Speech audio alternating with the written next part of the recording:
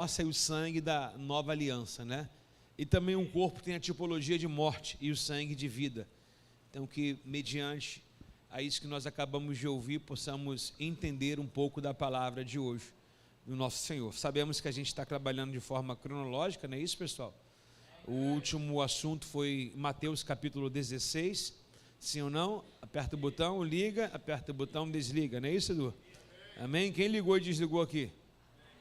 Desligou o que, irmão? A intenção é ligar. Quem ligou e desligou aqui? Ligamos, né? O que é ligado na terra também é ligado no céu. Pastor, eu desliguei tudo aquilo que estava desconectado e errado na visão ótica do céu. Parabéns, amém?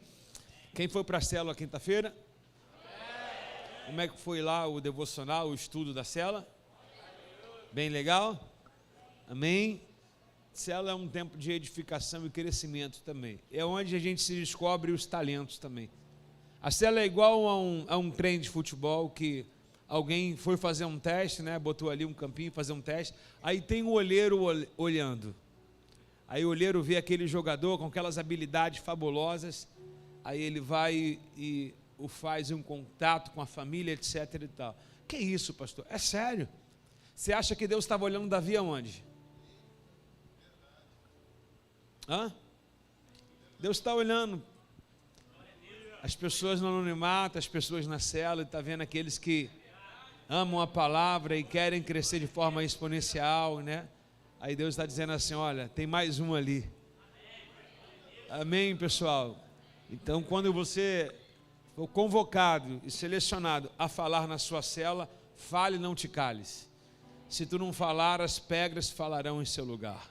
Amém, pessoal? Por favor, abram as vossas Bíblias, Mateus capítulo 16, obrigado. Mateus capítulo 16, verso 24. Todo mundo conhece o Vitor? Esse é o Vitor da Carol. Cadê a sua esposa? Cadê ela? Olha lá, manda um beijo para ela. Beijo, meu amor. Rapaz, que voz é essa? Acordou animado hoje? Te amo, tá? Mateus 16, verso 24.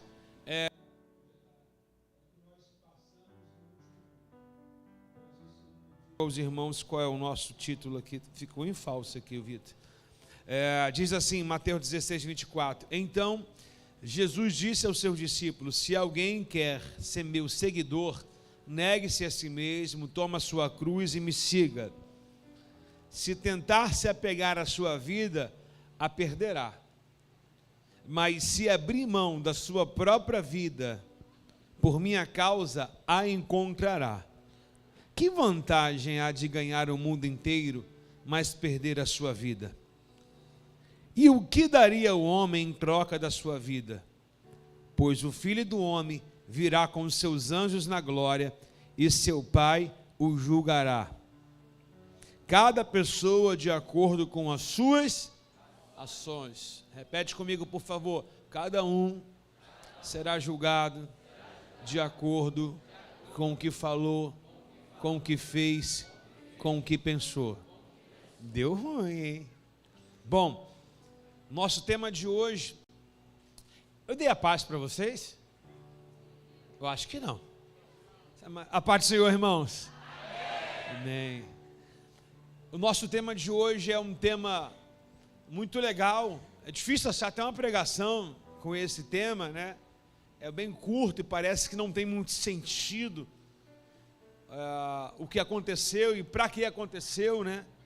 E uma vez que Jesus poderia ter ido cumprir logo o seu propósito da cruz, ele antes de começar, você vê que agora, a partir daí, ele começa a declarar a sua rendição, a sua entrega e a sua morte.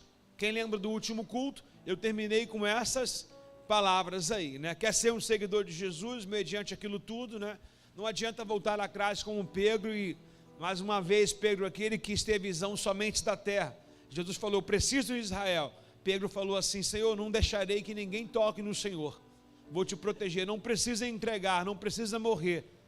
E Jesus olha para Pedro e diz para ele assim, sai daí, Satanás, já te vi. Não é isso, pessoal? Agora Jesus falou assim, o preço do seguidor tem que perder a vida. O evangelho tem que tirar. Perder a sua vida é o seguinte, o evangelho quer tirar da caixa. Evangelho às vezes te aborrece a ponto de você perder o seu horário, perder a sua paz, né? A paz entre aspas, o seu descanso, né? Você precisa lutar, não é aguardando a vida, é expondo ela, né?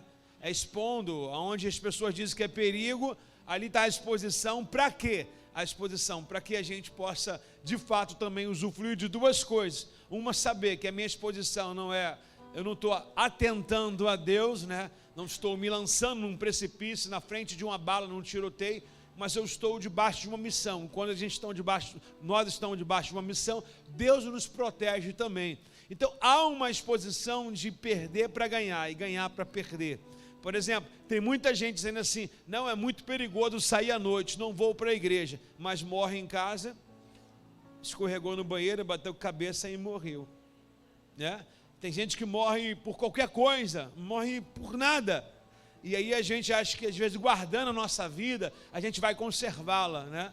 Mas Jesus está dizendo assim, quem confia em mim, quem entrega a mim, e vai morrer para você, vai morrer para os teus deleites, vai encontrar razões. Tem alguém comigo aí, não? Quem diria os missionários, né? Não essas pessoas que dizem que fazem missão só porque muda de estado e de cidade. Estou em missão, não. Missionário para mim é aquele que sai de toda a vaidade da sua casa, do seu colchão, da sua comida. Aqueles que enfrentam mata dentro, aqueles que vão para outra cultura, aqueles que se dispõem mesmo da sua vida, aqueles que andam... como Jesus mesmo se esvaziou, deixou de ser, né? Missão para mim é isso, né? Ah, Senhor, me dá uma missão, quero ir nos Estados Unidos. Não, vou viajar, pô. Missão é coisa difícil, missão é selva. Missão é selva, missão é você não ter o que comer, missão é você estar passando ali, de fato, ali, numa exposição no qual você mesmo, humanamente, não queria, mas você submete. Isso é uma missão. E quando você pega a missão de um soldado, você vai ver que a missão do soldado é mata, é defender aquilo que ele crê, defender o seu país, etc. e tal. A gente joga nome e títulos, né, missionário, porque muda de estado, porque, né, muda de país, etc. e tal. Mas bota para pregar lá onde tem malária. Não, não quero não, minha vida é muito importante. Então acho que missão é aquele que perdeu a sua vida literalmente e se encaixa onde Jesus quer. Amém, irmãos? Bom, diante desse texto, eu queria destacar aqui, o nosso tema de hoje é a transfiguração. Joga para mim, por favor. Nosso tema de hoje é a transfiguração. Amém, pessoal? É quase para você entender, a transfiguração, ela é uma metamorfose. Ela sai de um ambiente preso, encausulado, né, ali, a lagarta, na verdade, e se transforma em outra espécie. Se transforma em uma borboleta. A transfiguração, ela é uma metamorfose, é algo talvez palpável, né? Algo que você consegue ver pelo aquilo que vai se tornar uma imagem que você talvez não consiga nem olhar para ela, tamanha transformação dela, que no caso a gente sabe aí que é a parte da glorificação. Talvez aquilo que Moisés falou, Senhor, deixa eu te olhar. Aí o Senhor falou assim, então vira de costa. Moisés virou de costas, Deus passou na retaguarda de Moisés, nas costas dele. A transfiguração, a glória, a transfiguração sempre vai inclinar para a glória, o poder, né? A majestade, ou seja, não é nada carne, isso se desfaz. A glória foi tamanha que ao descer do monte, Moisés teve que pôr um véu em seu rosto, porque as pessoas não conseguiam olhar para ele. Transfiguração, efeito de glória, a manifestação, aquele que arde em poder, é mais para a santidade, nada de carne, nada que a gente consiga ver e consiga ficar da mesma forma. Tem alguém comigo aí, não? O interessante é no capítulo 16, no verso 27, que é o assunto que eu quero abordar, por isso que eu trouxe um pouco do último culto, que diz assim, pois o Filho do Homem virá com os seus anjos na glória, e o seu Pai o julgará cada pessoa de acordo com as suas ações. Repete comigo, o Filho do Homem, por favor, o Filho do Homem virá com os seus anjos em glória ou na glória, beleza? Sabemos que isso é algo que está inclinado à palavra arrebatamento. Quando o Filho do Homem veio pela primeira vez após cumprir as profecias messiânicas, ele veio ao ventre de uma mulher, nascido de uma mulher. A propósito, por que Deus não fez Jesus da forma que ele já veio pronto igual a Adão, pronto, um boneco montado, né? Não, ele teria que, pelo Adão entrou o pecado, pela a carne entrou o pecado. Quando Deus mandou Jesus, não estava mandando qualquer coisa, ele estava mandando algo para eliminar o que começou lá errado lá. Então pelo homem entrou o pecado e pelo outro homem vai sair o pecado. Então Deus, ele vai na raiz do problema, ele não vai na superfície, ele vai aonde entrou o problema. E se o problema foi Adão, que uma vez foi formado carne, ser, alma vivente, Cristo mais uma vez vai anular aquilo que Adão não soube guardar em santidade. Alguém pode dizer um amém? Amém. Então ele virá em glória. O que é essa glória aqui? Ele vai vir nas nuvens, mas para ele vir em glória, irmãos, ele já tem que ter cumprido todo o papel. Quando ele vir em glória, eu diria que essa palavra aqui está mais aplicada ao retorno dele em glória. Quando a Bíblia diz que ele vai retornar, quando nós cristãos dizemos que estamos esperando o arrebatamento, quando nós estamos dizendo que estamos esperando o retorno de Cristo Jesus, então na nossa cabeça é cabível de pensar que a gente já deve se entender que Jesus já veio em vida, viveu os seus 33 anos de idade, morreu, ressuscitou, está à direita de Deus Pai, tudo bem? Só essa condição para ele vir em glória. E nesse estado que nós estamos, aguardando, ele já fez isso, já subiu ao Pai, tá? Naquela, posso dizer, em Atos Apóstolos, quando ele transfigura também, se amostra aos 500 e mais discípulos. Então nós estamos vivendo essa época. Que época nós estamos vivendo? Desde da morte de Jesus até esse retorno dele nos ar com os anjos, nós estamos nesse meio, aguardando aqui. Quem é? Eu sou um, quem é o outro? Nós estamos se encaixando aqui, desde que ele viveu e desde que ele vai voltar. Eu estou aqui, você está aqui, nós estamos aqui. E quem vai no céu morar com Jesus, diga amém. Beleza.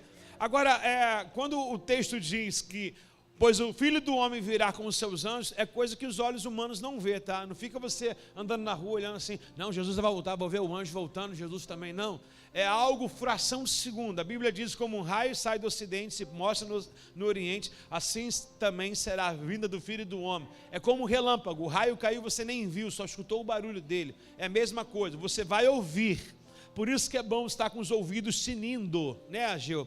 Por isso que é bom você estar com os ouvidos bem limpos para que você possa ouvir, porque vai ser o soar da trombeta. Para você entender mais ou menos, você não vai ver Jesus descendo ao nível da terra, não é agora, não é agora, isso é depois dos 7 anos lá, e todo olho verá, né? E toda língua confessará, e isso é quando terminar o tempo do anticristo. Agora ele só vai fazer o seguinte, ele só vai descer um pouquinho, sair do trono, olha, majestoso, vai sair do trono, vai vir à altura das nuvens, vai falar assim, agora vocês vêm. Eu entendo que isso é uma recepção, né? Alguém que vai te receber na sua casa, vai até o teu portão da tua casa, por favor, pode entrar, imagine ele. Vocês querem conhecer o céu? Ele vem, desce um pouquinho, eu estou falando para moradores que vão morar em Jerusalém. Aí ele desce um pouquinho e fala, por favor, filhos, agora pode subir. Vai ser gostoso demais. Alguém já provou disso? Mas vamos provar.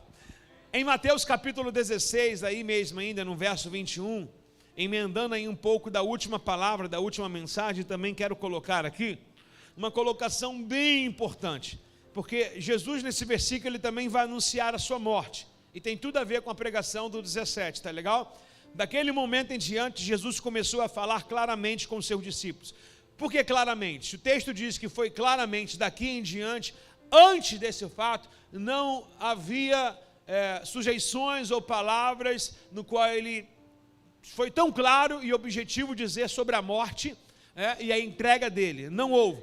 A partir desse momento no qual Pedro repreende Jesus dá chega para lá em Pedro, a partir desse momento que ele provoca uma maturidade, que ele de fato vê quem são os seguidores, de fato ele começa a anunciar, olha, é necessário que eu vá a Jerusalém, é necessário que eu sofra na mão dos religiosos e na mão do povo. Então ele diz que aquilo já estava escrito, ele nasceu para esse episódio. Daquele momento em diante, Jesus começou a falar claramente com seus discípulos que era necessário que ele fosse a Jerusalém e sofresse muitas coisas terríveis na mão dos líderes do povo, dos principais sacerdotes e dos mestres da lei. Seria morto, mas ao terceiro dia ressuscitaria. Então foi anunciado. Todos precisam estar conectados com essa palavra. Ele disse que morreria, mas também não deixou somente a morte. Ele falou, espere, porque só vai durar 3 dias. Ao terceiro dia, eu ressuscitarei dentre os mortos. Amém? Afinal de contas, somente por esse intermédio da ressurreição de Jesus, que ele de fato poderia ser colocado como Messias. Até então, se você olhar hoje, a gente lendo é fácil demais. Mas para todo judeu pensava o seguinte, nós estamos na mão de Roma, comendo um pão que o diabo está dando para Roma. Então a visão de todo romano, de todo o povo que está em opróbrio, o imposto lá em cima era o seguinte, que Jesus viesse reinar ali, naquele exato momento. E essa frustração que Pedro tem, e essa falta de entendimento que todos têm, Jesus só não queria dar vida, ele queria dar vida e vida em abundância. Era necessário morrer, porque não era necessário apenas ele revigorar, era necessário ele pagar o escrito de dívida que estava sobre nós. Você poderia nascer, mas você não teria salvação. Somente ele nascendo e morrendo para você alcançar a sua salvação. Alguém que é salvo pode dizer um amém nessa manhã? Agora é interessante que é o nosso texto de hoje, após essa introdução, ele está em Mateus capítulo 17, verso 1.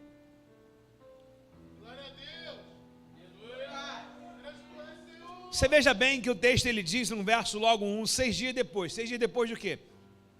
6 dias depois desse episódio, em que Pedro ele é sol, ele é luz e ele é escuridão, né? Momento que ele defende postura, toma um pé à frente e diz, não, tu é Cristo, Filho de Deus, né? Ao mesmo tempo ele também repreende Jesus, falando que não ia deixar ninguém tocar em Jesus e não queria que Jesus morresse. Nesse mesmo episódio, após 6 dias, quantos dias, irmãos? 6 dias depois, levou consigo Pedro. Levou quem? Pedro ficou paralisado porque foi repreendido. Meu irmão, Jesus chamou Pedro de diabo. Quem andaria com um líder, com um pastor que olhou para você e falou, você está dando lugar ao diabo? Que isso? Agora, quem não desistiu foi Pedro, após entender que de fato ele estava dando lugar ao diabo. Agora Jesus vai dizer assim, esse aí eu posso confiar, porque ele aceita a repreensão. Agora 6 dias depois, Jesus levou consigo Pedro e os 2 irmãos, a saber, Tiago e também João, até um monte alto. Alguém vai dizer monte da transfiguração, ou também monte Tabor. Enquanto os 3 observaram, a aparência de Jesus foi transformada de tal modo que o seu rosto brilhava como o sol e as suas roupas se tornaram brancas como a luz. Eu vou ler de novo para você entender o que é transfiguração. Transfiguração é como se eu tivesse sem pegar sol durante um ano.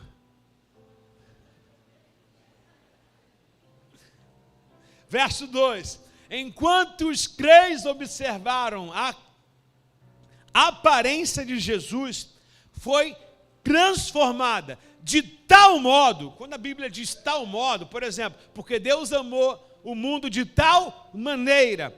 O que significa tal maneira ou tal modo? Não existe palavras que possa comportá-la ao dicionário. É inexplicável que eles viram, inédito, jamais visto. Palavras ficam em falta gramática da nossa língua portuguesa, não cabe tamanho aquilo que eles acabaram de observar. Então os 3 observaram a aparência de Jesus transformado, de tal modo que o seu rosto brilhava como o sol. O seu rosto brilhava como o sol, e as suas roupas se tornaram brancas como a luz. Tanto o seu rosto, o rosto de glória, essa palavra brilhar, essa palavra em que a gente está trabalhando de transformar, a transfiguração, é algo que, se nós hoje, nos nossos dias, pudéssemos dizer assim: Senhor, mostra-me a tua face. Eu não vou dizer que alguns de nós morreríamos, mas talvez teríamos que mudar de vida por completo para sempre. Um exemplo, Atos capítulo 9, no Novo Testamento, já estou pegando essa base, Novo Testamento, alguém não pediu para ver, mas alguém apareceu na frente desse sujeito, no qual tinha suas metanoias, suas crendices, tinha seus pensamentos. De repente ele viu uma luz e um clarão, caiu por terra e ficou cego. Acredito hoje no Novo Testamento, pegando esse testemunho de Saulo, que se transformou em Paulo, muitos de nós ficaríamos cegos, muitos de nós teríamos que mudar a nossa ótica, a nossa visão. Tem alguém comigo ou não? Então, quando nós dizemos assim: Senhor, eu quero te ver, tome cuidado, porque após ver o Senhor, você terá que tomar atitude e responsabilidade, no qual muitos de nós não estamos tomando. E o texto diz que a sua roupa se transformou a roupa branca como a luz. Eu não sei qual foi a versão que eu li, ou se foi os outros episódios, porque esse mesmo episódio também está em Lucas 9, verso 11, e Marcos, capítulo 9, verso 2. Eu acho que algum dos dois comentários que diz que não havia, tipo assim, lavanderia no mundo que tivesse uma brancura tão extensa quanto essa roupagem que Jesus acabou de ter. Lembrando, enquanto ele foi a transfiguração, ele vai tomar uma ascensão ao céu, ele vai subindo ao céu, vai sendo elevado ao céu. Enquanto mais próximo do céu eu estou, menos característica da terra eu tenho. Ele vai se parecendo mais com o Pai celestial, e a roupa terrena vai sumindo e vai aparecendo a roupa espiritual e celestial. Olha a importância de estarmos mais para o céu do que para a terra. É engraçado isso, né? Só que o texto diz agora para a gente aqui, que de repente, verso 3, de repente Moisés e Elias apareceram e começaram a falar com Jesus. Aqui está a nossa pregação. No momento em que, quem está comigo aqui, repete o nome dos sujeitos que estão aqui, diga: Pedro, Tiago, João. E quem é o outro? Jesus. Então vamos lá, temos Pedro, temos Tiago, pergunta ao irmão do seu lado se ele gosta de Bíblia. Se ele responder sim, então fala assim: então fala. Diga, qual é o nome dos três? Tem gente que não falou, não gosta de Bíblia. Pedro, Tiago e João, os três discípulos, e Jesus. Agora o texto pega algo que nos remete totalmente. O que esses caras estão fazendo aí? Agora o texto mostra para a gente dois personagens do Antigo Testamento. Lembrando, nós estamos no Novo Testamento, uma nova fase. Não inaugurou ainda o tempo da graça, o véu não foi rasgado, Jesus está vivenciando. Ele está na segunda etapa, está nos seus 2 anos para lá de ministério, cumpriu 3 anos de ministério. Alguém vai dizer 3 anos e meio, tudo bem, está na segunda fase, no segundo ciclo, na sua identidade agora o negócio dele não é mais só milagre, agora o negócio dele é dizer sobre morte, ressurreição, o véu vai se rasgar, o reino de Deus é chegado e etc e tal. Só que agora o texto mostra para a gente que além desses 3 e 4 com a pessoa que é Jesus, o texto mostra para a gente que aparecem 2 personagens, Elias e Moisés. Elias e Moisés aparecem, a saber, não é na terra com os seus discípulos. Quando Jesus vai ao céu, ele encontra com quem lá? Tem alguém comigo ou não? Ele encontra com quem? Elias e Moisés. E essa mensagem hoje vai trazer uma responsabilidade sobre a noiva que aguarda a volta de Jesus tamanha. Obrigado pela motivação de quem vai ficar na terra. Essa mensagem de hoje vai trazer uma responsabilidade daqueles que querem morar na eternidade para sempre.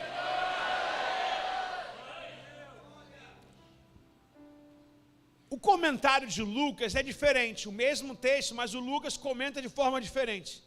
Ele não faz o comentário como Mateus capítulo 17 deixa para a gente. Ele diz, na verdade, como os discípulos estavam. Vamos pegar agora um pouquinho aqui na vida de Pedro, Tiago e de João. Veja bem, Lucas capítulo 9, verso de número 31, que é a mesma história. Lucas 9, verso 31. Quem vai achando, diga amém. O último a falar paga o almoço. Irmão, aproveita que tem muita gente ainda depois de você. Fala logo, amém.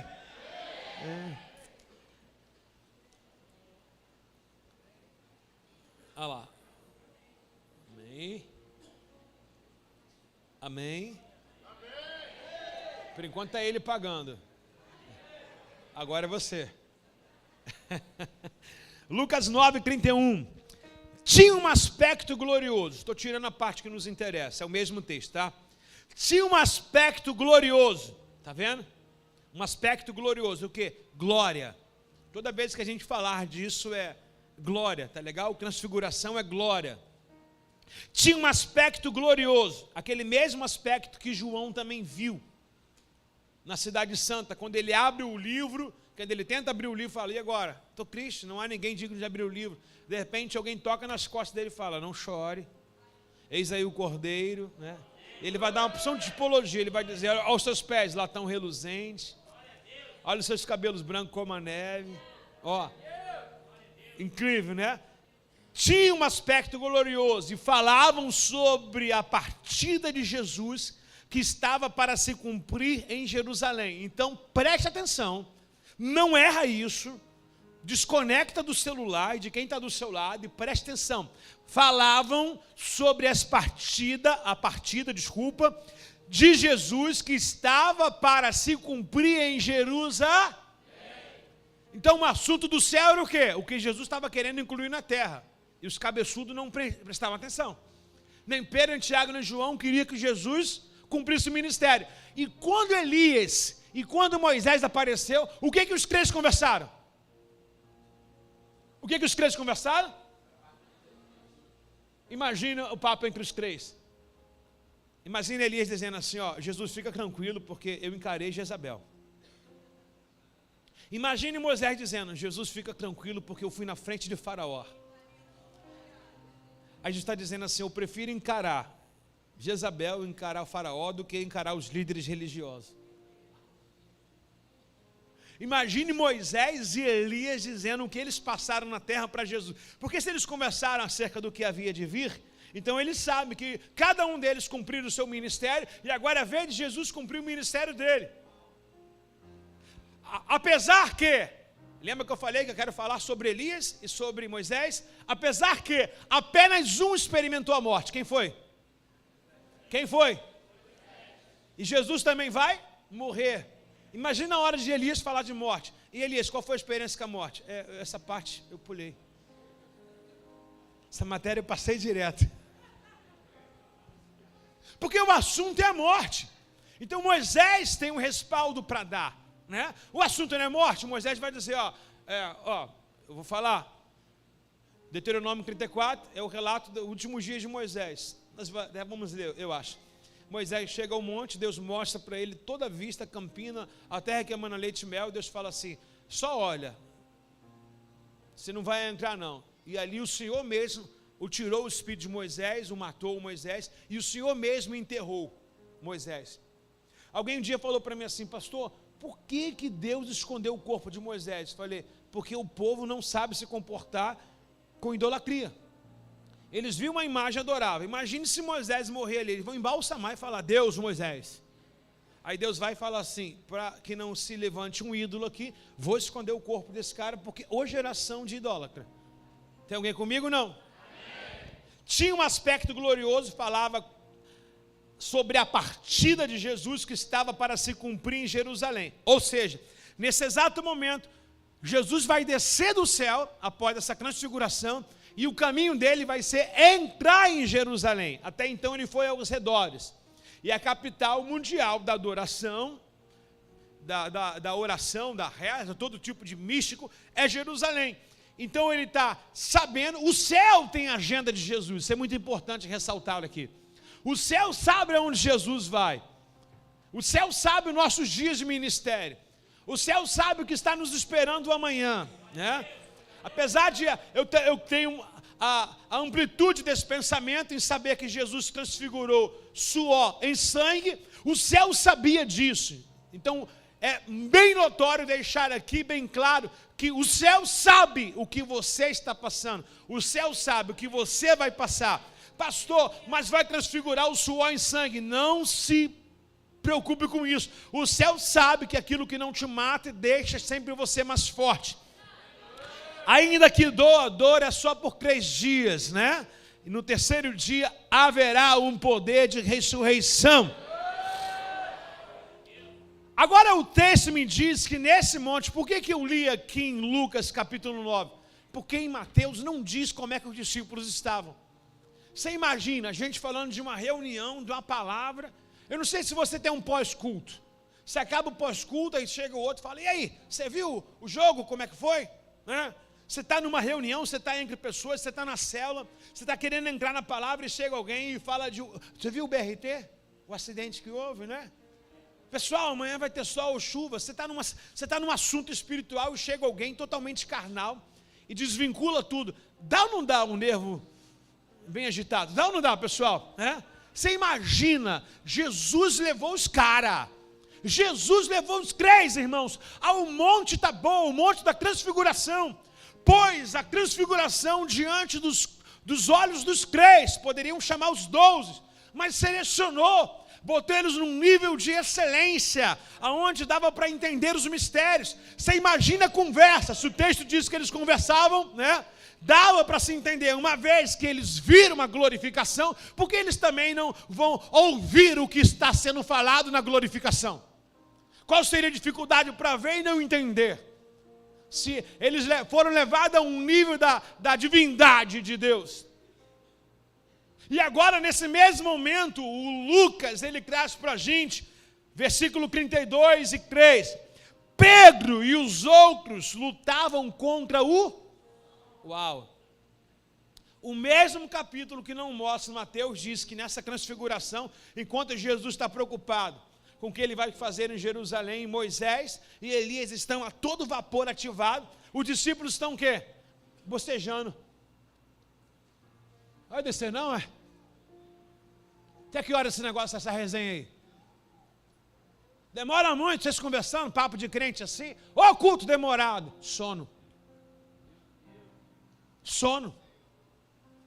O assunto é das coisas que vai refletir sobre a humanidade toda. E de repente o texto mostra para a gente que Pedro, que Tiago e que João estavam com sono. Sabe aquela coisa que Deus falou assim, hoje vai ser o culto, a Santa Ceia, tem gente assim. O que é mesmo? O que ele leu agora? Tem alguém comigo ou não? Você está pensando na sua cama que você deixou? Domingo é o único dia que eu tenho para descansar. O sono. O Senhor falando sobre a vinda dEle. O Senhor falando sobre as últimas coisas que vai acontecer sobre a terra. O Senhor anunciando a volta dEle que está bem clara, bem decidida. Pedro, Tiago e João lutaram contra o sono. Graças a Deus, acabaram despertando. Antes tarde do que nunca. E viram a glória de Jesus e dos dois homens que estavam com ele. Diga para o vizinho do seu lado, desperta. Fala para o irmão do seu lado, existem duas ferramentas que eu vou usar. Uma é a intercessão sobre a sua vida. Fala, Senhor, deixa o meu amiguinho da direita, nem da esquerda dormir não. E a outra ferramenta é minha, é o cotovelo santo.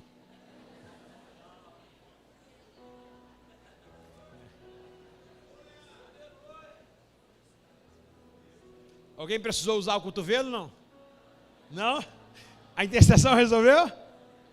Oh, glória! E o texto diz que eles lutavam contra o sono, mas acabaram despertando, graças a Deus, e viram a glória de Jesus e dos homens que estavam com ele. Quando Moisés e Elias iam se retirando, olha só, fora do assunto da desconexão. Se eu perguntar, você me levanta a mão para confirmar? Veja bem, o assunto é sobre o que vai acontecer, que vai mudar a história do mundo. Beleza? Aí de repente, no verso 33, quando Moisés e Elias iam se retirando, Pedro, sem saber o que dizer, falou, mestre, estamos aqui, é maravilhoso, né? Vou fazer 3 cabanas aqui. Uma para o Senhor, uma para Moisés e uma para Elias. Você está num assunto de profundidade, chega alguém falando de chantilly na cauda, etc e tal. está no assunto espiritual para resolver a história da humanidade, e me chega alguém falando de cabana, onde Jesus falou que iria morar naquele monte. Ele levou lá para ver a realidade. Assim também é o encontro com Deus, assim também é o reencontro com Deus. Nós os levamos vocês para que vocês desfrutem de uma realidade jamais vivida na vida de vocês.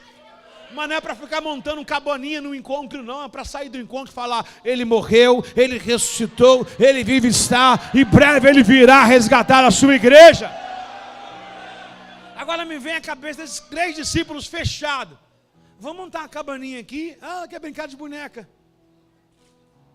Gente grande querendo brincar de boneca. O assunto, qual é o assunto, irmão? O assunto não é a eternidade, o assunto não é a entrega, o assunto não é a morte de Jesus e a ressurreição após morrer. O assunto não é o sofrimento dele, esse é o assunto no qual Elias está dizendo, Moisés está dizendo, e Jesus também está conversando com ele acerca desses assuntos, alinhando. E o Pai sabe disso. Você vai ver agora a voz de Deus comentar sobre isso. Só que o texto diz que o Pedro desconectado, porque é sempre assim, alguém que não entra no assunto e fala tudo fora dele. É ou não é? A reunião estava lá, Jesus falou, se ficar em Jerusalém, quem não estava? Tomé. Aí Jesus aparece. Aí o discípulo fala: caraca, o mestre apareceu aqui, ele veio aqui, ele realmente, de fato, ressuscitou.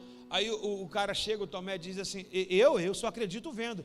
Mas a culpa não é de Jesus e nem dos discípulos, a culpa é de quem não está onde tem que estar. Por isso que eu digo, quem quer perder a sua vida vai encontrar, mas quem deixar a sua vida vai encontrar razões, e quem quiser tomar a sua vida vai perder. Talvez seja isso. O Tomé falou assim: não, eu preciso pegar minha vida de volta, Jesus morreu, eu vou voltar a trabalhar. Não estava na reunião, perdeu. Quem quer ganhar vai perder, e quem perder vai ganhar, irmãos. Você está comigo, não? Aí os caras agora querem fazer cabaninha. Faz assim comigo, por favor. Cabaninha. Jesus, vamos morar aqui. A gente constrói aqui uma cabaninha para o Senhor, e para Elias. Moisés também. Tem gente oferecendo cabaninha, se eu vou morar no céu? Não, você está de brincadeira. Jesus precisa cumprir o propósito, descer, ir à tumba, ir à cruz, ir à tumba e depois ocupar o trono. Cabaninha te impede do trono, irmãos. E tem discípulo com essa cabeça ainda de cabaninha. Não, tá bom, só uma igrejinha, sim. Tá bom, só um negocinho, sim. Tá bom? O Senhor chamou você para salvar muitas vidas, irmãos. Cabaninha, vamos fazer 3 cabaninhas, uma será sua. Irmão, isso é coisa de brincar de criança. Você imagina, quem já brincou de fazer uma barraca em casa, botar uma vassoura assim, um lençol por cima? Quem já fez essas coisas? Infantilidade. Vamos brincar de cabaninha aqui, a gente monta a cabaninha e vocês ficam por aqui. Ou seja, quiseram impedir que Jesus o descesse para cumprir o propósito dele. Por mais uma vez, Pedro deixou de ser abençoado por não saber o que falar e falar tudo desconectado ao assunto. Até quando, irmãos, a gente vai ficar perdido igual a Pedro, dizendo: Jesus não precisa se entregar, e mais uma vez agora, Jesus não precisa descer, fica a gente aqui, mora aqui, o Senhor está seguro aqui, afinal de contas, nesse lugar o céu abre. Vamos voltar ao título lá de Mateus 17, verso 5. Enquanto ele ainda falava, uma nuvem brilhante o cobriu. O título principal, beleza. Enquanto ele ainda falava, uma nuvem brilhante o cobriu, e uma vez que vinha uma nuvem, disse: esse é o meu filho amado, quem me dá grande alegria. Palavra do Eterno, vou ler de novo. Enquanto ele ainda falava, ele quem? Jesus, Moisés e Elias. Uma nuvem brilhante os cobriu, e uma voz que vinha da nuvem disse: esse aí. Quem? Elias? Não. Quem? Moisés? Não. Esse aí é o meu filho que me dá grande alegria. Ponto, exclamação. Ouça-no. Aquilo que os discípulos não queriam ouvir, o céu estava dizendo: está perdendo um tempo, ouça mais ele. Preste atenção no que ele fala. Fala para o vizinho do seu lado, ouça a palavra. Verso número 6 diz assim: os discípulos ficaram aterrorizados e caíram com o rosto em terra. Então veio Jesus e os tocou e disse: levante. Disse ele: não tenham medo. E quando levantaram os olhos, viram apenas Jesus. Enquanto desciam do monte, Jesus ordenou que não contasse nada a ninguém. E que viram até o Filho do Homem que ressuscite, até que o Filho do Homem ressuscite dos mortos. Já contei isso aqui de não contar nada para ninguém, para não antecipar aquilo no qual tem um tempo determinado para acontecer. Na verdade, Jesus está com seu retrato falado de tudo quanto é lugar. Então, se os discípulos contassem, facilitava que as pessoas o pegassem ele até mesmo antes do tempo. Verso número 10. Os discípulos lhe perguntaram: por que os mestres da lei afirmaram que é necessário que Elias volte antes de Cristo vir? Olha só, os discípulos conhecem a Torá. Eles estão dizendo: por que os mestres da lei ensinaram que é necessário que Elias tem que vir, para que depois o Senhor volte? No verso 11, Jesus respondeu: de fato, Elias vem e restaurará tudo. Eu, porém, lhe digo, Elias já veio, mas não reconheceram, preferiram maltratá-lo da mesma forma, também assim farão ao Filho do Homem sofrer. A colocação de Elias aqui tem muito a ver também até com de João Batista. Alguns comentários até dizem que a personalidade, é unção, né? Então Jesus vai inclinar isso. Mas o Elias também, ele vai vir também. A gente sempre fala assim: o evangelho do reino de Deus tem que ser pregado a todo mundo, os 4 cantos da terra, e depois vai vir Jesus. Não, o evangelho tem que ser pregado, depois virá o fim. Quem disse que a volta de Jesus é o fim? A volta de Jesus é o começo do fim. Então tem gente falando assim: vai demorar um pouquinho ainda, porque existem nações que não foram alcançadas, existem pessoas que não foram alcançadas. Acredite você, desde o arrebatamento da igreja até o reino milenar, pessoas irão conhecer a Jesus, principalmente no arrebatamento da igreja, que será um fenômeno mundial. Então a fama do que aconteceu vai ser explanada. A tecnologia vai fazer isso e mais adiante, como está. A palavra de Daniel diz que no fim dos tempos a ciência se multiplicaria. Não é à toa que a ciência está numa grande expansão de evolução. Por quê? Porque o nome de Jesus vai ser colocado em todos os continentes. Sabemos também que após Jesus, após os 7 anos do governo do anticristo, Jesus vai vir com poder e glória visível, aonde Israel vai estar sendo encurralado, e aí o céu vai se rasgar, e aí todo joelho se dobrará. Aqueles que falaram assim: não, ele não é o Cristo de Deus, todo judeu. No lago de Armagedon, vai estar todo mundo sendo encurralado, Israel sendo oprimido, as televisões focando tudo, sendo um cenário montado, e anticristo encurralando a nação que é o foco, que é Israel. E de repente vai se abrir um clarão no céu, mais uma vez. E aí sim, essa volta é visível. Todo olho o verá. E toda língua o confessará. Que Jesus Cristo é o Senhor, para a glória de Deus Pai.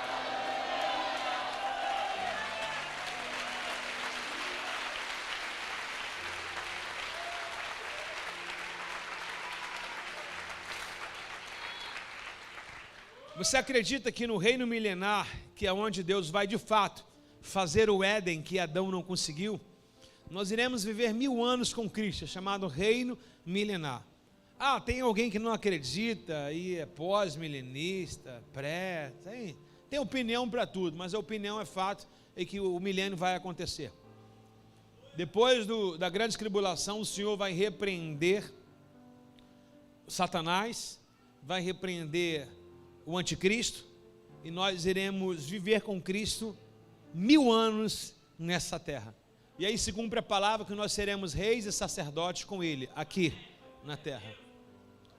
Isso vai acabar? Vai, porque tem que descer o novo céu e nova terra, mas é lá na frente. Espere um pouquinho. Vamos lá.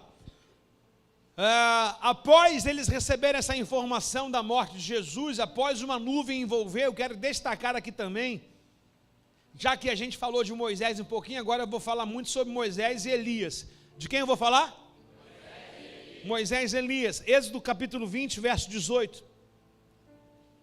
Êxodo 20, verso 18. Bom, Êxodo 20 todo mundo conhece, que é a tábua da lei, os 10 mandamentos. Ninguém sabia por onde andar, ninguém tinha escrito nenhum, né? Aí o Senhor leva Moisés ao alto do monte e cria para Moisés a tábua da lei, que é os mandamentos. ok? E aí Moisés vai fazer essa fusão. Moisés vai ser o porta-voz de Deus ao povo. E é esse assunto interessante. Quando o povo ouviu trovões e um som forte de trombeta, muito obrigado, e quando viu o clarão dos raios de fumaça que subia no monte, ficou à distância tremendo de medo. Lembra que os discípulos também tiveram medo? Em Mateus 17, lembra que os discípulos tiveram medo? A mesma tipologia. Eles tiveram medo de que? De se envolver, medo de se entregar, medo de Deus. Eu não tenho que ir para o inferno, eu não vou para o céu porque eu tenho medo de Deus. Não, eu não quero ir apenas para o céu porque eu tenho medo do inferno. Ou eu não vou pecar porque eu tenho medo de Deus. Eu tenho que ter o tremor e o respeito. Então, entre o medo do que Deus ha pensado, do que Deus vai fazer, eu preciso respeitá-lo, né? Amém, pessoal? Amém. E no verso 19 diz assim: disseram a Moisés: fale você conosco e nós te ouviremos, mas não deixe que Deus fale diretamente com a gente, pois morreríamos. Moisés respondeu: não tenha medo, pois Deus veio desse modo para prová-los e para que o temor a ele o impeçam de pecar. Enquanto o povo continua à distância, Moisés se aproximou da nuvem escura aonde Deus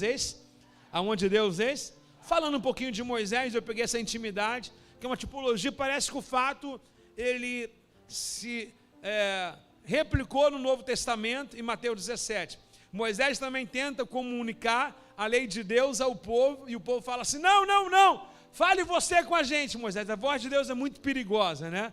Mas antes o povo tinha negligenciado Moisés. Moisés, nós também queremos falar com Deus. Uma espécie de Miriam e Arão. Deus só fala com Moisés também, mas na hora que Deus começa a crovejar, na hora que Deus chama para dentro da nuvem, o povo tem medo. Todo mundo quer fazer, mas ninguém quer assumir as responsabilidades. Todo mundo quer ser, mas ninguém quer assumir as atitudes. Tem alguém comigo? Não. Aí Moisés mostra isso para o povo. Mas lembra que eu falei que falaria sobre a morte de Moisés? Pois bem, Deuteronômio 34, verso de número 4. Agora você vai dar sentido à mensagem toda. Posso ler? Deuteronômio 34, 4. Diz um amém bem alto se você puder aí. O Senhor disse a Moisés: essa é a terra que prometi sobre o juramento a Abraão, Isaque e Jacó. Quando disse: eu darei aos seus descendentes, sim, permitirei que você a visse com os seus próprios olhos, mas você não atravessará o rio para entrar nela. Assim Moisés, servo do Senhor, morreu ali naquela terra de Moabe, conforme o Senhor havia dito. Ele sepultou. Quantas pessoas eu tenho aqui falando, o comentarista está deixando para a gente aqui? Somente Deus e... Quem foi no enterro de Moisés? Deus. Quem enterrou Moisés? Quem foi no enterro de Moisés? Quem sabe onde o Moisés estava enterrado? Deus. Assim Moisés, servo do Senhor, morreu ali na terra de Moabe, conforme o Senhor havia dito. Ele o sepultou junto ao vale de Beter-Peor, em Moabe, mas até hoje ninguém sabe o lugar exato. Moisés tinha 120 anos quando morreu, e no entanto ainda enxergava bem e tinha todas as suas forças. Tinha algum problema de saúde para Moisés morrer? Tinha alguma coisa provocando que Moisés pudesse morrer com 121 anos? Não. Quando o texto diz morte, a morte para Deus é assim, estou tomando de volta o que é meu. E até aqui. Moisés morreu em pleno vigor, cheio de saúde. Quando a Bíblia diz de óleo, visão boa, Moisés estava pleno. O Senhor o tomou para si. Agora, o que traz aqui esse assunto da morte de Moisés, irmãos? Lembra, amados irmãos, no qual eu disse para vocês que Jesus fez aquela transfiguração e lá estavam dois seres fabulosos do Antigo Testamento, que é bem reconhecido, e nós tiramos muitas lições, cujo nome de um é Moisés e o nome de outro é? Então por que os dois subiram ou desceram ao encontro de Jesus naquela transfiguração? Ótimo, chegamos à nossa mensagem, se não um pouco próximo do fim dela. A transfiguração de Jesus não tem nada menos do que todo o complexo do que o Evangelho quer dizer. Bom, a transfiguração também aponta para aquilo que vai acontecer, chamado arrebatamento. Mas por que Moisés apareceu e não Eliseu? Por que Moisés apareceu e não Davi? já que o Senhor falou, um homem segundo o meu coração, porque Moisés representa a lei. Moisés representa as escrituras. Moisés representa aquilo que a gente apalpa. Moisés representa a morte. Moisés representa aqueles que morrem pela palavra. Moisés representa aqueles que entram na cova dos leões e não sabem se vão sair. Moisés representa aqueles que entram na fornalha de fogo e não está nem aí se aqueceu 7 vezes. Moisés são aqueles que falam assim, porque para mim o viver é Cristo e o morrer é lucro. Moisés são aqueles baseados que morrem na palavra. Quem morre na palavra não morre apenas. A gente tem esse jargão para dizer que saiu do nosso meio. Mas quem morre na palavra, Moisés está dizendo, descansou na palavra, então fica tranquilo. Moisés para nós representa todos aqueles que descansaram no Senhor em Cristo Jesus. Aqueles que têm uma vida plena no Evangelho, de repente de uma hora para outra a gente fala assim, poxa, o irmão fulano de tal, lembra do irmão? Partiu no Senhor. Moisés na transfiguração. Porque todo aquele que descansa no Senhor, não sai dessa vida por suas razões próprias, mas todos aqueles que descansam com base na palavra, estão representados por Moisés na transfiguração. Jesus está dizendo, morreu em mim, ah lá Moisés. Morreu em mim, descansa em mim, ah lá Moisés. Tem alguém comigo aí? Descansou em mim, combateu o bom combate, terminou a carreira, guardou a fé, ah lá Moisés. Está descansando na palavra, ah lá Moisés. Está descansando nas escrituras, ah lá Moisés. Esse negócio do Alá pegou mal, né? Olha lá Moisés. Será que tem muçulmano aqui? Tem muçulmano? Aleluia. Moisés significa para a gente a lei, aqueles que morreram. Pastor, mas e Elias? Pelo menos eu queria um crente que entendesse isso aqui antes de eu falar. Quero saber se você entendeu. E Elias, o que Elias significa? Se Moisés representa aqueles que descansam, que dormem, o que Elias significa? Se Elias não morreu? O que, Tatá? Já casou ou não? Vai não, tá apropriado para casar. Representa o arrebatamento. Uma menina que toca, presta atenção no pastor pregando, vai prestar atenção no marido em tudo. O que Moisés significa? Diga a lei. Agora presta atenção. 2 Reis, capítulo 2, verso 1. 2 Reis, capítulo 2, verso 1 e o 11. 2 Reis, capítulo 2, verso 1, por favor. Qual o tema de hoje? Qual o tema de hoje? Quando o Senhor estava para levar o quê? No céu, um redemoinho, Elias e Eliseu partiram de Gilgal. Verso de número 11. De repente, enquanto caminhavam e conversavam, surgiu uma carruagem de fogo puxada por cavalos.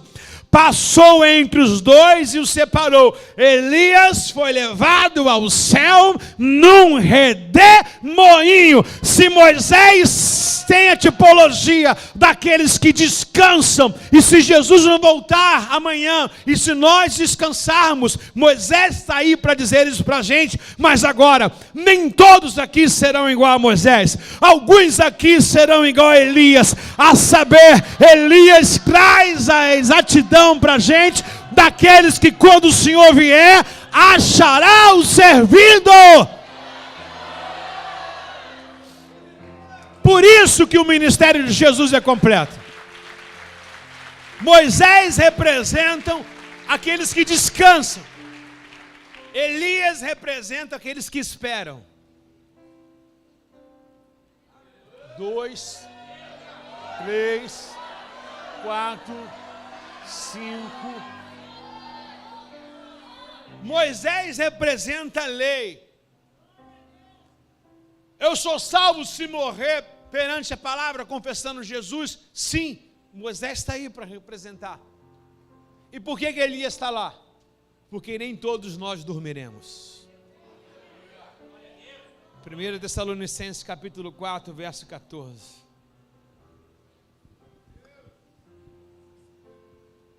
1 Tessalonicenses capítulo 4, verso 14. Porque cremos que Jesus morreu e foi ressuscitado, também cremos que Deus trará de volta a vida com Jesus e todos que morreram nele. Dizemos, pois, pela palavra do Senhor, os que ainda estiverem vivos quando o Senhor voltar, não iremos ao encontro dele, antes daqueles que já morreram. Então, há uma colocação aqui, não quero dizer que haverá um espaço de tempo que a gente consiga contar, mas entre Moisés e Elias, os mortos serão mencionados primeiro. Por quê? Porque perseveraram, não negaram na palavra. Pastor, e eu que estou... Você vai junto. Mas aqueles que morreram na palavra são um exemplo, merecem honraria. E o texto diz para a gente, no verso de número 15, não iremos ao encontro dele, mas iremos ao encontro dos que morreram. Pois, verso 16, o mesmo Senhor descerá do céu, com brado de comando de voz de arcanjo, ao toque da trombeta de Deus. Primeiro quem? Moisés. Quem são os mortos? Os que descansaram na palavra, os que cumpriram seus dias na palavra. A Bíblia garante nessa transfiguração que quando Jesus ascendeu ao céu, as duas figuras que estavam lá, estavam legitimando, endossando, assinando, carimbando, testificando que todos aqueles que criam na lei de Moisés seriam ressurretos dentre os mortos. Primeiros mortos em Cristo ressuscitarão. Quem são eles? Diga Moisés bem alto. Bruno, presta atenção no culto, Bruno, não conversa. Verso de número 17. Depois com eles. Depois com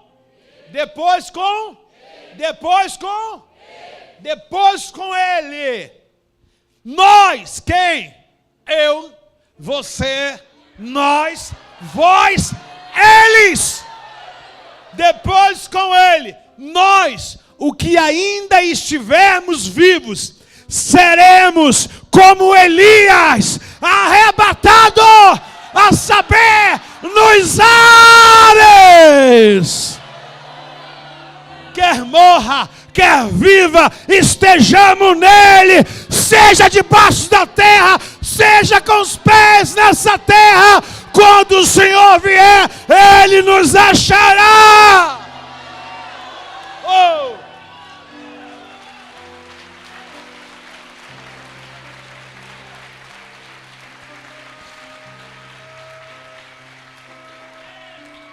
Depois com ele, nós que ainda estivermos vivos, seremos arrebatados. Receberemos a nossa transfiguração. O que é corrupto vai se revestir da incorruptibilidade. O que é pecado vai perder para a santidade.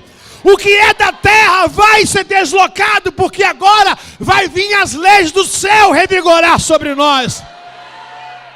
Não seremos mais um corpo a pecar. Agora seremos aquele no qual o Senhor separou. Ah, queridos, nós estaremos na eternidade a saber com o Senhor. Tem a geração de Elias aí. Mas se o Senhor não vier nos seus dias, existe a geração de Moisés. Aqueles que irão se deitar na palavra. Aqueles que irão descansar na palavra. Aqueles cujo a gente vai contemplar e dizer assim: voltou primeiro do que eu, hein? Pastor, me explica por que haverá a ressurreição dos mortos. Depois que Jesus morreu, a graça se resume que o véu se rasgou. Fechou os olhos aqui, abriu os olhos na eternidade. Alma. Mas e o arrebatamento? O arrebatamento é a glorificação do corpo. Quando Jesus voltar, os mortos serão tirados da terra. Ah, e a decomposição, a terra comeu. Tinha alguma coisa no Gênesis quando Deus disse haja? O poder da palavra dele não traz a substância que ainda não existe? Vai ter que fazer aquilo que foi desfeito, se foi no mar, se foi na terra, se foi no fogo, se foi cremado, não sei, mas a palavra de Deus traz à existência aquilo que não existe.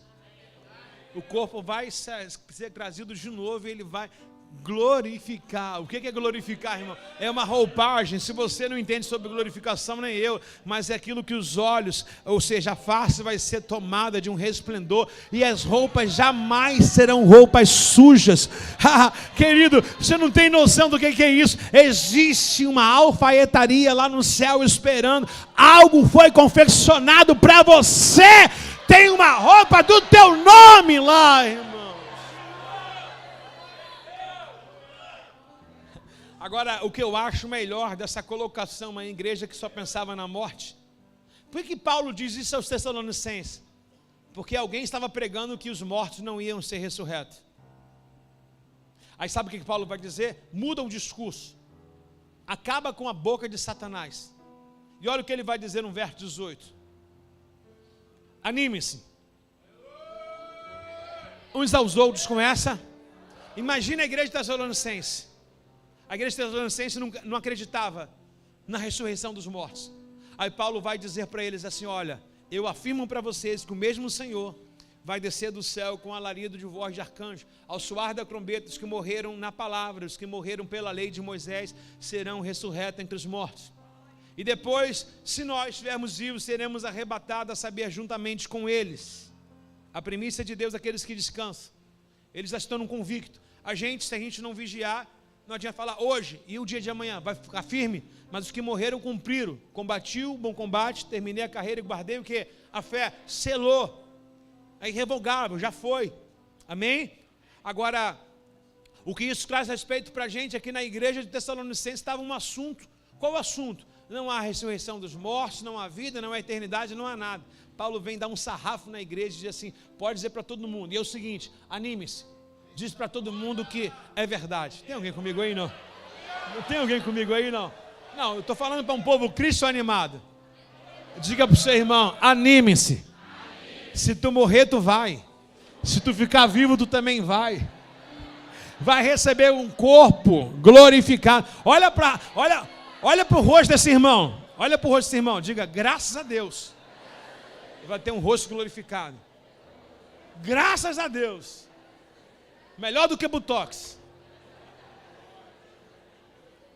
Vai ser uma harmonização facial do céu. Aleluia! Então Moisés representa o quê?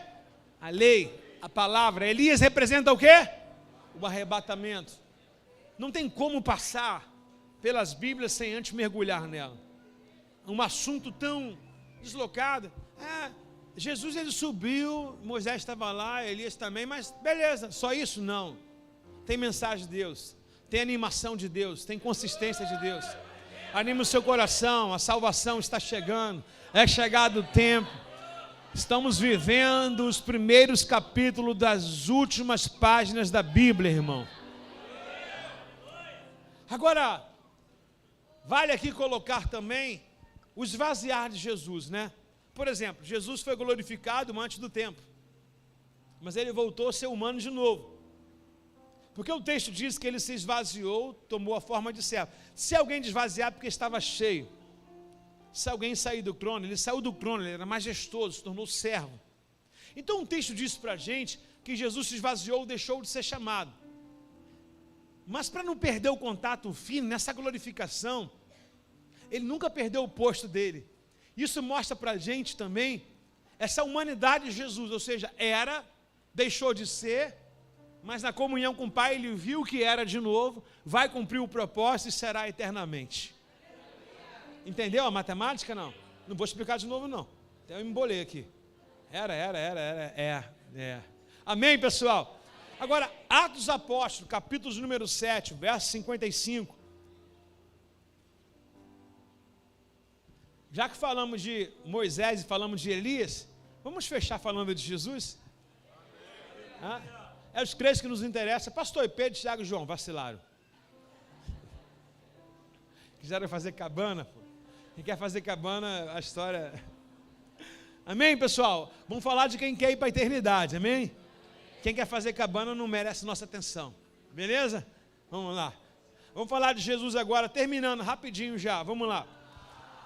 Atos capítulo 7, verso 55, obrigado. Mas Estevão, uau, 55, não é isso? Mas Estevão, cheio,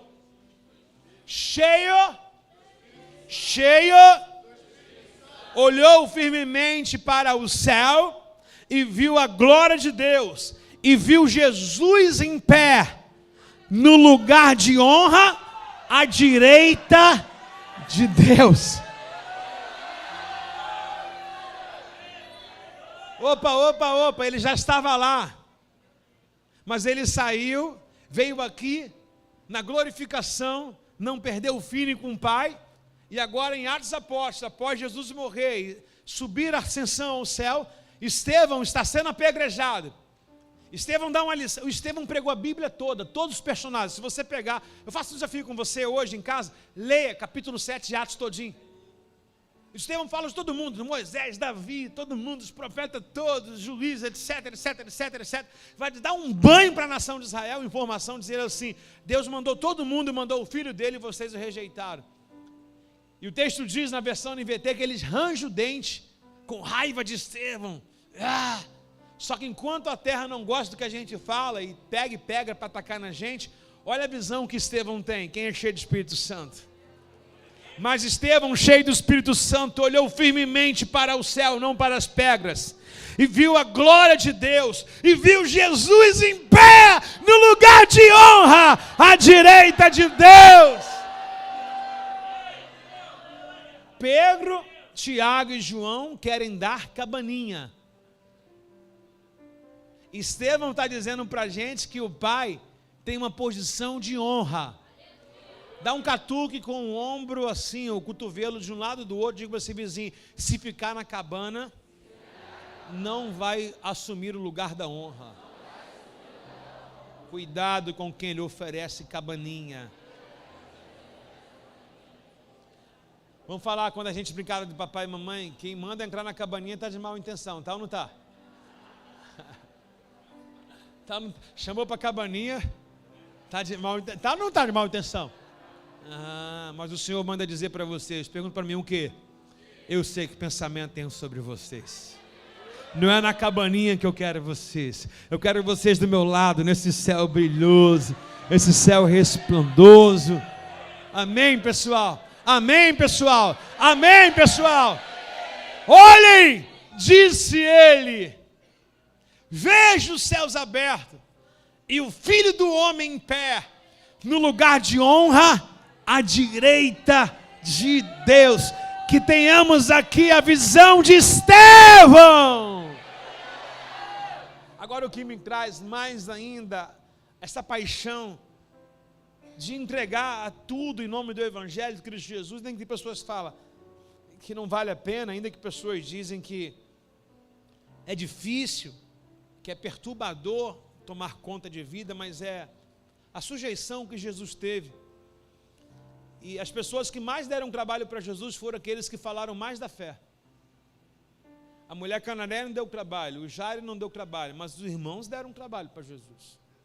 O texto diz claramente que irei sofrer nos líderes religiosos. Esse não trabalho, mas Jesus não desistiu. Não desistiu, cumpriu os dias dele, o papel dele todinho. Para sua animação, tem uma notícia boa. Estou acabando. Está cheio de sono, está querendo fazer cabana? Filipenses capítulo 2, verso 5.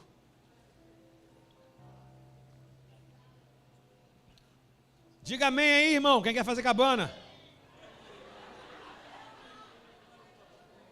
Está vendo? Tu viu? Não foi só eu não. Filipenses 2, 5. Posso ler, amados? Vamos lá. Tem a mesma atitude demonstrada por Cristo Jesus. Embora sendo Deus. Embora sendo o quê? Embora sendo o quê? Embora sendo Deus.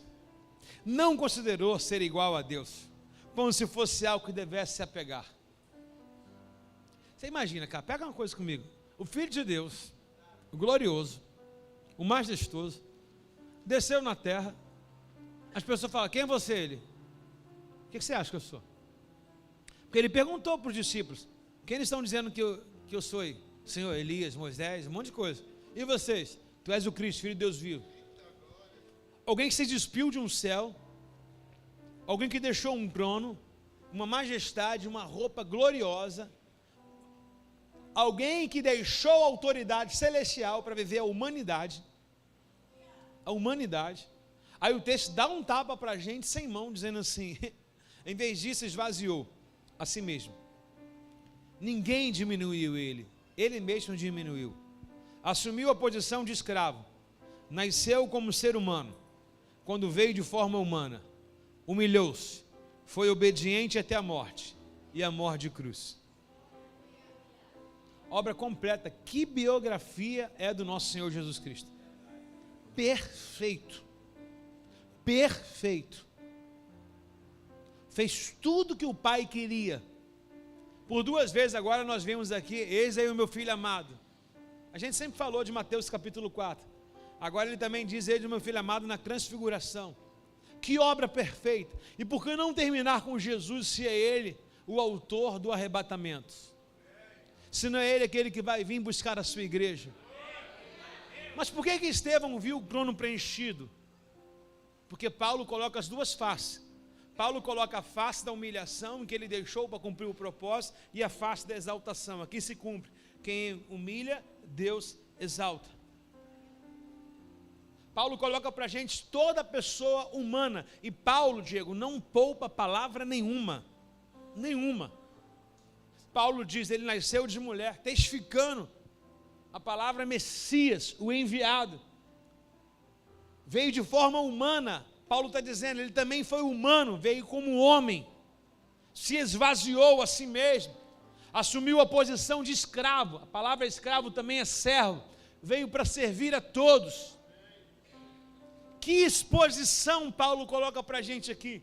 Esse mesmo Jesus que transfigurou, olhando Elias, olhando Moisés, esse mesmo Jesus que conversou sobre as coisas celestiais, esse mesmo Jesus que subiu ao céu, teve a humildade de trazer 3 homens acabanados, varão cabanudo, varão da cabana, esses 3 homens que ainda não entenderam o processo do reino, tiveram uma experiência outrora, a negar Jesus, a reconciliar, agora por mais uma vez, sobe ao alto do monte, na exclusividade, Jesus chama 3, esses 3 homens oferecem cabana, e o céu dizendo assim, tem propósito, não, quero cabana, tem propósito, eu quero perguntar para você, qual é a cabaninha que você quer?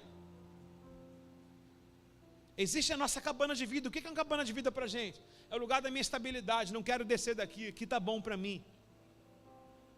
Ah, porque lá embaixo eu sofro muito, mas lá embaixo está o propósito onde Deus quer que eu esteja. Dá um catuco, um apertão assim, bem naquela banha lateral do pneuzinho da Caloi 10 aqui do irmão do lado. Diz para ele assim, sai da tua cabaninha. Está escondido, né?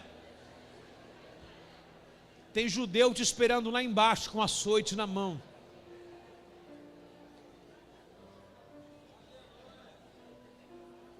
Lê para mim, irmãos, o verso 7, por favor, toda a igreja junto, 1, 2, 3. Em vez, esvaziou, assumindo, e nasceu, quando veio de forma, agora lê bem alto o verso 8, humilhou-se, e foi obediente, e a morte de, história triste, né? Pastor, para isso eu não quero evangelho não. Calma, não te contaram a parte boa não? Não te contaram não? Toda vez que alguém lhe oferecer uma parte ruim do evangelho, toda vez que alguém fizer algo com você, em qual você não gosta do evangelho, pense na parte boa. Qual é a parte boa? Haverá recompensa na eternidade. Qual é a parte boa? Não é posto todas as coisas que ele fortalece, somente isso não. Essa é frase de pessoas que não têm compromisso. Quando eu digo que só isola essa frase, coloca todo o contexto, sei estar abatido, também sei estar alegre, sei ter necessidade, mas também sei viver na abundância. Em todas as coisas, em todas as maneiras, posso todas as coisas naquele que me fortalece.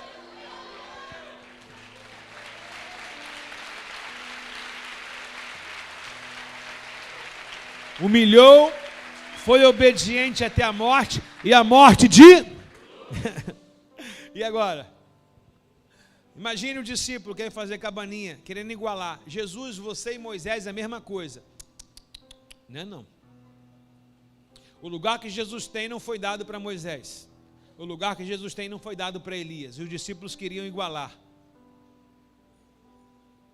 Botam uma cabaninha para os três aqui. Para mim, Moisés, Elias e Jesus é a mesma coisa. Não é não. Moisés não salvou ninguém, pregou a palavra. Elias não salvou ninguém, também pregou a palavra e repreendeu Israel. Mas ninguém foi exposto à sua vergonha na cruz. Ele foi obediente até a morte, morte de cruz. Agora começa a nossa história. No 9, 10 e 11 acabou. Por isso, Deus o elevou. Uau! Deus o elevou ao lugar mais... Por que a Bíblia diz isso? É chato, né? A Bíblia, né? A Bíblia é chata demais, né? Por isso Deus o elevou no lugar. Não poderia estar alto. Por que mais alto? Mais alto que o monte Tabor, mais alto que o monte da Transfiguração, mais alto do que a cabaninha que ofereceram. Vai querer o lugar da cabaninha? Deus está dizendo assim, eu coloco mais alto.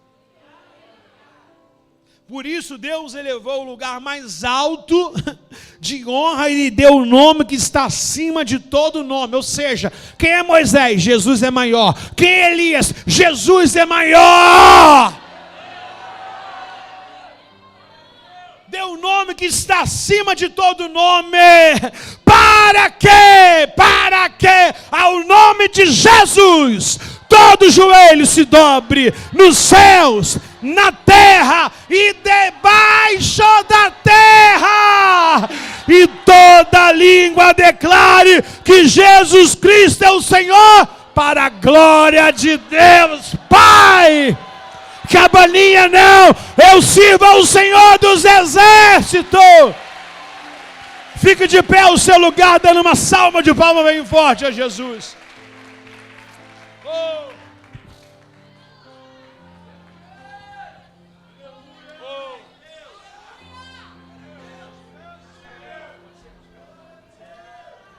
Levante suas mãos aos céus e diga assim, eu quero subir ao monte, o mais alto que eu puder. Fala vizinho do seu lado, se você morrer hoje, faz uma oração de morte por ele aí. Fala assim, se você morrer hoje, está na palavra? Está bem. Se Jesus voltar e você estiver vivo, aí assim como você está, com a camisa do Vasco, vai ter que tirar. Vai ter que tirar. Jesus não vai levar vascaíno. Não vai levar. Não vai levar.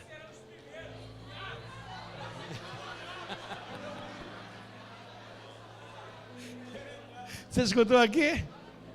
O vascaíno falou assim, os humilhados serão exaltados.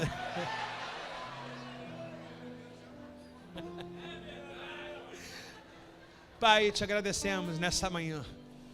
Obrigado por nos confortar tanto com sua palavra, nos trazer um tempo de leitura e de aprendizado.